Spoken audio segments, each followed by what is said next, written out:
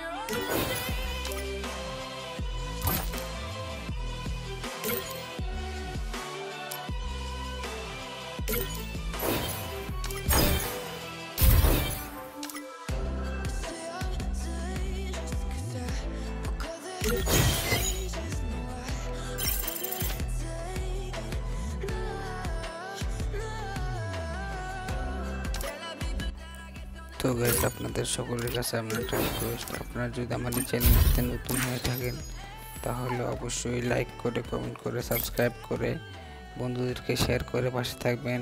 আশা করি ওকে সুস্থ থাকবেন, ভালো থাকবেন। তো দেখা হচ্ছে অন্য কোনো একটা ভিডিওতে। আল্লাহ হাফেজ। আসসালামু আলাইকুম রহমতুল্লাহ বরকাতুহু।